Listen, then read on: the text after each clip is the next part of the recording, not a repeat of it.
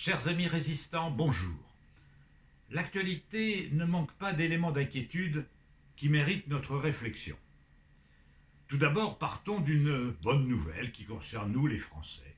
Le Conseil d'État a rendu tout récemment un arrêt qui a invalidé le décret de dissolution des soulèvements de la terre. C'était évident. La liberté, ça existe. Et dans un pays où les pouvoirs sont séparés, il faut s'en réjouir, le juridictionnel rend de moins en moins de services et de plus en plus des arrêts, c'est-à-dire des décisions honnêtes, impartiales, dégagées des pressions de l'État. Donc le Conseil d'État a donné une leçon de droit à un gouvernement qui en a bien besoin et qui aurait aussi bien besoin de leçons de vocabulaire. Car le ministre de l'Intérieur n'avait pas hésité à qualifier d'éco-terroristes des gens qui se bornent à alerter, qui sont des lanceurs d'alerte, sur les menaces qui pèsent sur la viabilité de la Terre et sur la pérennité même de l'humanité. Bon, lacérer des bâches plastiques de la FNSEA qui contiennent de l'eau pour les méga-bassines, c'est un délit correctionnel. Une infraction pénale, mais ce n'est ni un crime, ni un acte de terrorisme. Et quand les gouvernants falsifient, altèrent, disqualifient les mots, ça devient très inquiétant pour la pensée. L'écologie, voyez-vous, est la seule idéologie au monde qui n'a pas de sang sur les mains. Les écologistes n'ont tué personne. Des écologistes sont assassinés en Colombie, au Brésil, au Congo, et molestés parfois en France par des syndicats agricoles. Les écologistes n'ont jamais tué personne, n'ont jamais commis aucun acte de terrorisme. Ça ne veut pas dire qu'ils ne font pas des petites infractions. Bien sûr, il y a la désobéissance civile, bien sûr, il peut y avoir des contraventions que certains militants, ici ou là, commettent par exaspération. Et je ne dirais pas que c'est bien. Mais quant à parler de terrorisme, les mots sont complètement dénaturés et nous avons des politiques qui sont incapables de penser la société telle qu'elle est. Or, la société est très complexe, voyez-vous, et elle est très menacée. Terrorisme, ça ne veut rien dire. En 1940-1944, nos pères étaient qualifiés de terroristes lorsqu'ils étaient résistants. Ils étaient fusillés à ce titre-là. Et ceux qui les ont arrêtés, la milice, notamment le gouvernement de Vichy, les Allemands, les nazis, qui qualifiaient les résistants de terroristes, ont été fusillés à leur tour à la Libération. Donc terroristes un jour, résistants du lendemain, héros pour les uns, assassins pour les autres. Méfions-nous de ces mots valises, qui ne veulent rien dire. Mais quand monsieur, comment il s'appelle, ou peu importe son nom, allez, le ministre de l'Intérieur, je ne dirais même pas son nom, il ne le mérite pas, qualifie d'éco-terroristes des gens qui n'ont jamais agressé personne, qui n'ont jamais molesté personne et qui se contentent de protester contre des méga-bassines ou autres infractions, j'allais dire, c'est absolument dérisoire et méprisable. Mais le Conseil d'État a donné une leçon de droit à nos gouvernants. Deux leçons de droit, leçon de vocabulaire. Et puis il y a une autre notion que je dois aborder parce qu'on en parle énormément en ce moment, c'est l'antisémitisme.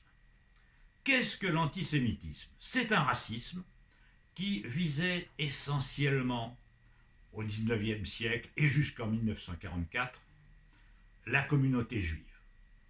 Se sont développés dans les pays européens, notamment en France, en Allemagne, en Pologne et ailleurs, en Russie et ailleurs, des sentiments anti-juifs qui étaient exacerbés.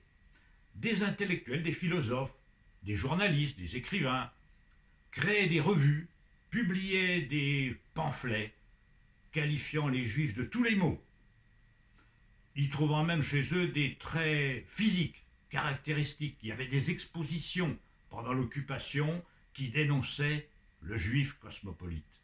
À la fin du XIXe siècle, des revues, des journaux, comme la Libre Parole d'un certain Édouard Drumont, faisaient profession d'antisémitisme. Édouard Drumont, auteur de La France juive. Toute la droite de l'époque, pratiquement toute la droite, était antisémite, jusqu'en 1944. Et le gouvernement de Vichy, qui était l'émanation de la droite de l'Action française, de Charles Maurras, qui imprégnait les idées de Pétain et de son gouvernement, était viscéralement antisémite. Cet antisémitisme-là, antisémitisme que je qualifierais réactionnaire, type Action française, type fascisme en Allemagne ou en Italie, a disparu. Il a disparu parce que les outrances, les excès, les crimes des nazis l'ont discrédité. Il a disparu aussi parce que s'est constitué en 1948 un État juif, l'Israël. Et au début, l'Israël était un pays de gauche. Ben Gourion, un des fondateurs, était un homme de gauche. Et les kibbutz étaient des collectivités, collectivisation, donc socialisme, communisme, de gauche. Et puis le temps a passé. Il y a eu une guerre permanente de 75 ans entre les Israéliens d'un côté, les Palestiniens de l'autre. Puis, cette guerre perdurant, la haine est montée d'un côté comme de l'autre, avec des crimes, des violences. Les Israéliens se sont dotés depuis une vingtaine d'années de gouvernements qui évoluaient de plus en plus vers la droite, allant jusqu'à même maintenant à des ministres racistes et fascistes à la tête d'Israël. Alors des ministres racistes et fascistes, évidemment, ça plaît à la vieille droite occidentale, aux héritiers de Maurras, aux héritiers de Drieux-La Rochelle, de Rebatté, de tous ces écrivains de la collaboration. Ça plaît, d'autant que ces gouvernements de droite israéliens cachent de l'arabe. Alors ça, vous pensez bien que ça plaît à l'extrême droite. C'est pour ça que l'extrême droite actuelle, contemporaine, les Trump, les Zemmour, les Bolsonaro, sont du côté d'Israël. Ils sont plus antisémites comme l'était leur père. Au contraire. Alors, est-ce que la paix est revenue? Est-ce que la communauté juive, puisqu'elle existe, pour moi, il n'y a pas de communauté. Moi, je ne reconnais qu'une catégorie des hommes. Il y a des hommes sur la terre, il y a des humains. Et je me refuse de mettre les gens dans des boîtes, de mettre des gens dans des catégories. Il n'y a pas de catégorie. Si quelqu'un se définit comme étant ceci ou cela, c'est bien sûr son droit et sa liberté ils sont totalement respectables. Mais pour moi, il ne faut pas essentialiser une appartenance. Jamais. Pour moi, il y a des êtres humains par-delà toutes les communautés. Bien. Mais les Juifs ne sont pas exempts effectivement de violence. Il y a actuellement, en Europe, des actes qui sont antisémites, mais qui n'ont plus rien à voir avec le vieil antisémitisme dont je parlais tout à l'heure, des Xavier Vallat, des Darquet de Pellepoix, des gens qui ont fait la collaboration et qui faisaient l'extrême droite européenne. Au contraire, c'est en fait l'émanation d'une guerre qui se déroule au Proche-Orient.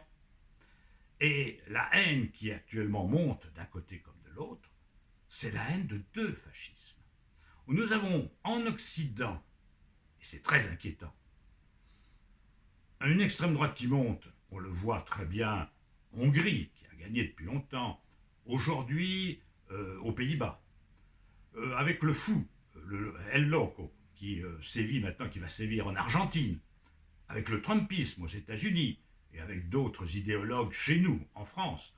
Cette extrême droite, évidemment, est, disons, xénophobe, globalement. Elle en fait même son fonds de commerce. Mais de l'autre côté, monte aussi un islamofascisme. Il ne faut pas s'y tromper. Des deux côtés, il y a des gens qui veulent, qui cherchent, qui exploitent une guerre de civilisation qui n'a pas lieu d'être. L'humanité est menacée. Elle est menacée par les périls écologiques. Elle est menacée par le climat qui s'altère. Elle est menacée par la mort de la biodiversité. Et il y a des gens qui viennent inventer des guerres qui n'ont pas leur place. Eh bien, je dis non, résistons aux deux fascismes. Résistons au fascisme d'extrême droite, résistons à l'islamo-fascisme, qui ont les mêmes valeurs, qui sont des valeurs mortifères. Amis résistants, portez-vous bien et à bientôt.